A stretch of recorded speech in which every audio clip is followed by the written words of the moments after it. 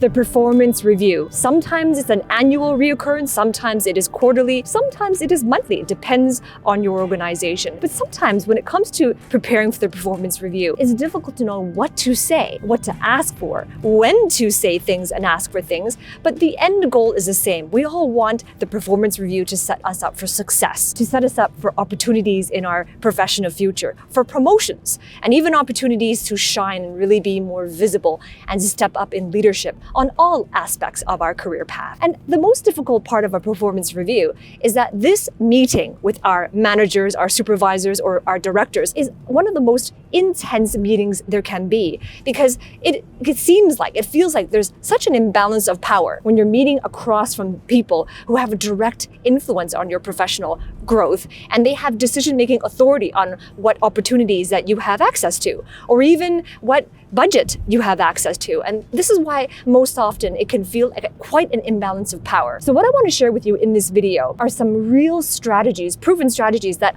I've shared with my executive coaching client on how to position yourself for success every time you have a performance review. And also, what are some things you want to consider when you are preparing for each session. So I want to hear from you if you are having a performance review.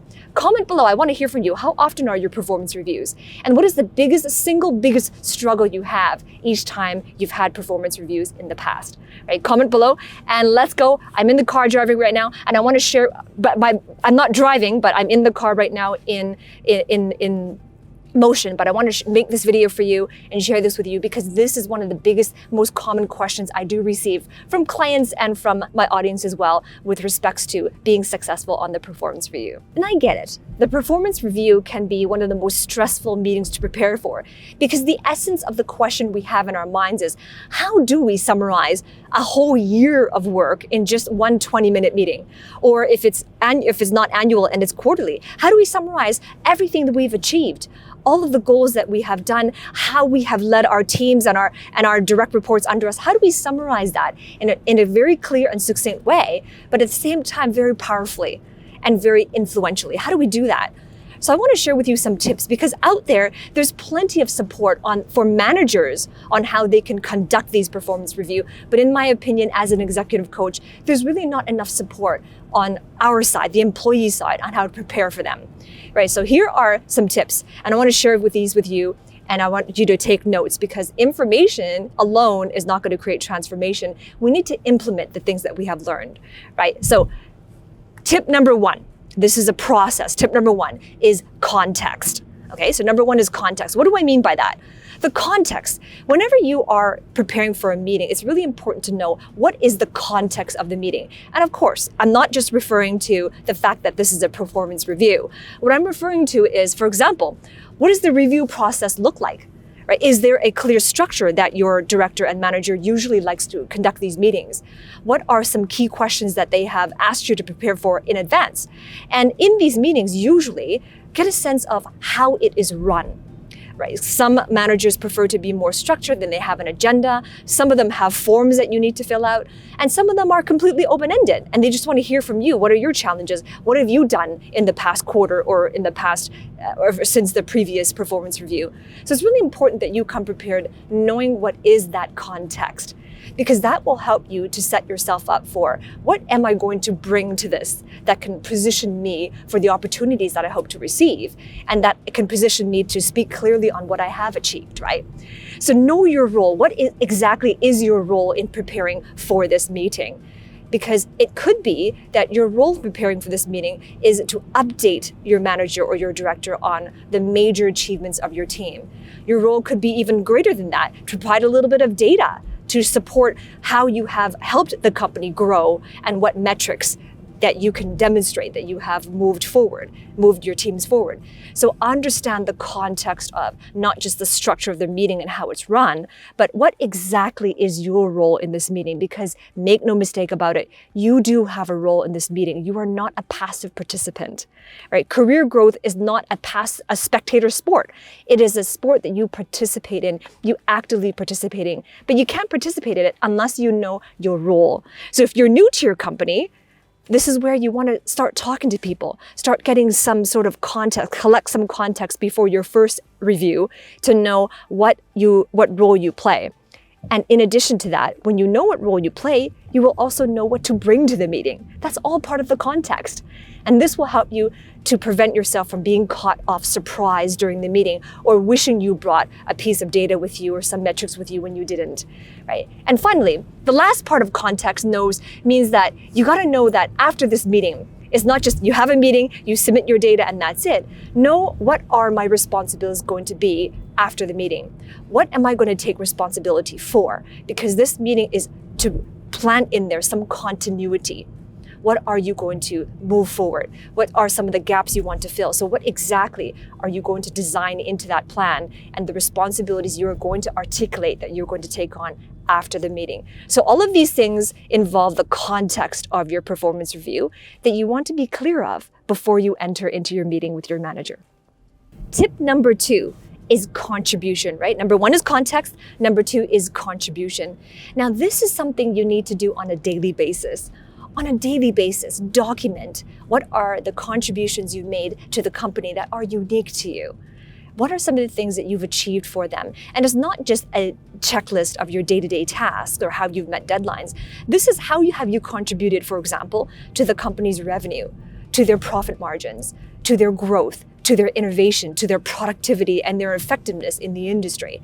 So these are very important for the company because it contributes to the company's perspectives and the overall singular mission that the directors and the C-suite are trying to achieve. And even if you don't have a role directly related to sales, make no mistake about it, you still have a contribution to revenue. So this is where, before the performance review, it's important that you begin to get into the mindset where you're thinking it through like ripples in a pond, right? What happens if you drop a pebble into a pond, it creates a ripple effect. You have concentric circles of water expanding from the original point at which the pebble dropped in. That analogy is similar to you in your career path as well. You might be in your career role, your job title right now, it might seem like you're involved in one singular thing. For example, if you are currently a senior manager or if you are an executive, but it feels like you're having some sort of individual contributor role. But make no mistake about it, start to look at and develop a mindset of looking at what are the ripples in my pond? What are some of the influences I have one concentric circle out of directly what my influence is? Because it's very easy to look at. In my role right now, what is my direct first degree influence? But most people aren't used to the practice of, well, what about any second degree influences that I've had as a result of my particular experiences and my contributions? And this is what you want to prepare for. And you can't see it immediately. So that's why you want to develop that mindset. Start to develop that, to adopt that mindset right now and look at the contributions you've been making and how is that the ripple effect contributing to the singular vision of the company. Because that's part of the contributions. And this is a daily activity. Keep on documenting that on a daily basis, right? How did it grow revenue? How did it cut costs? How did you contribute to financial processes? All of the above are very important to the company's bottom line. The other thing about contribution is know that this is what makes you irreplaceable. And that's very important in terms of your career trajectory, in terms of considering you for opportunities that might come up, promotions as well, and speaking opportunities and having more visibility in your industry. It is what makes you irreplaceable when you think of it like that from a second degree perspective. Because most people, when they do performance review, they give a recollection of what they've done. But what about the consequences, the real influences of what you've done?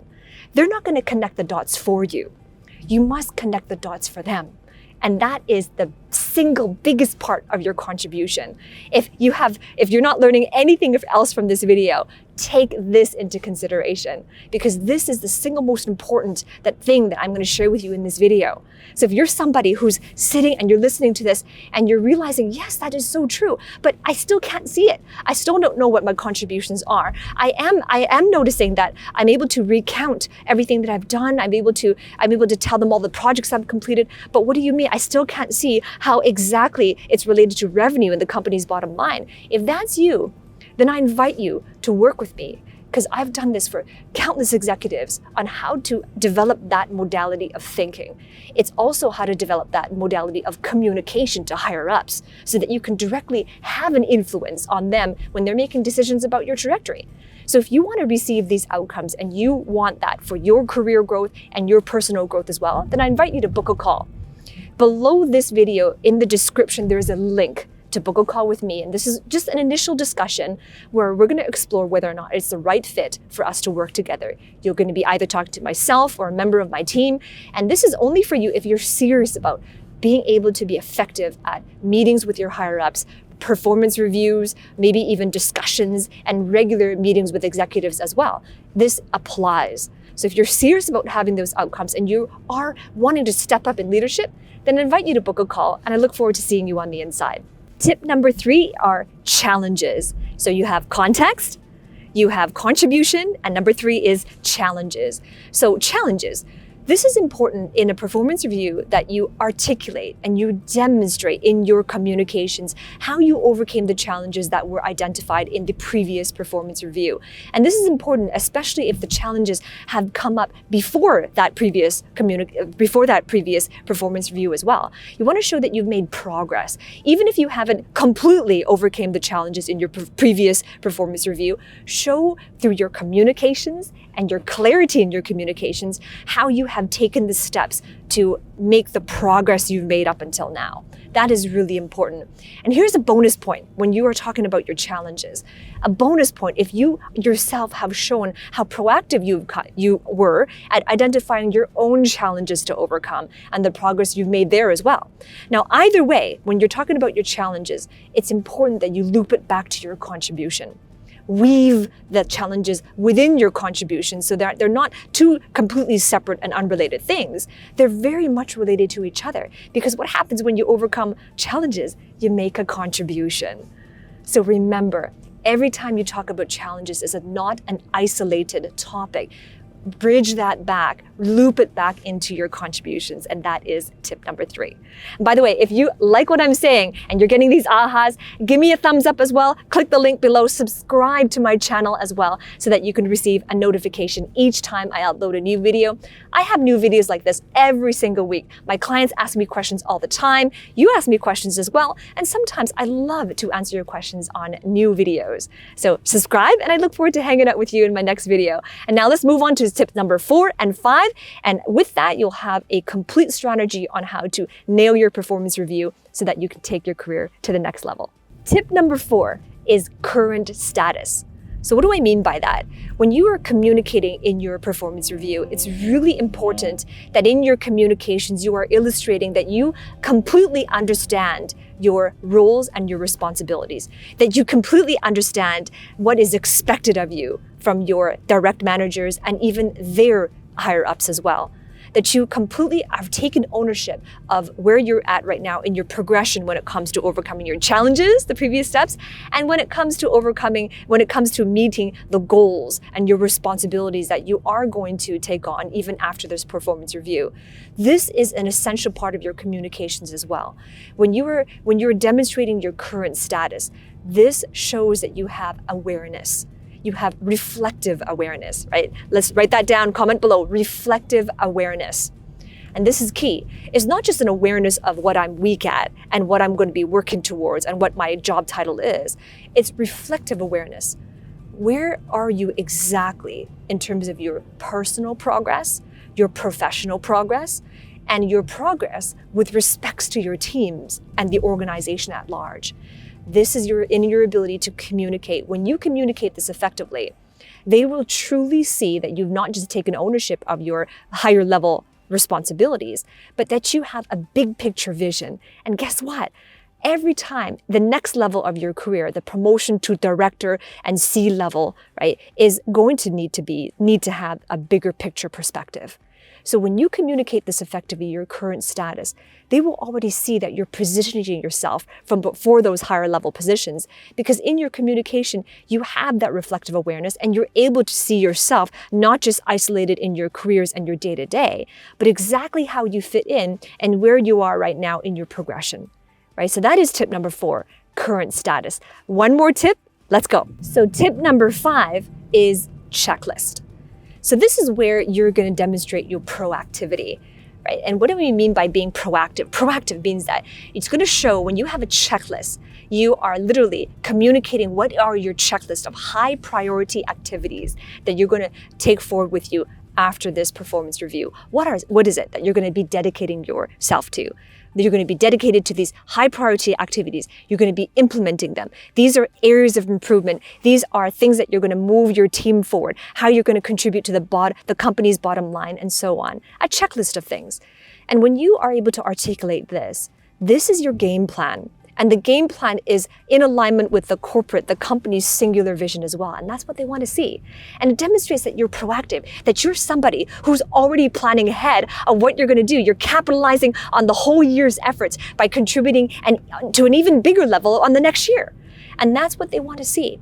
So when you implement these 5 things effectively, this is where you're going to crush it on your performance review. And you're going to be able to demonstrate to whoever is present on that performance review that you are somebody who is ready and well positioned to take things to the next level.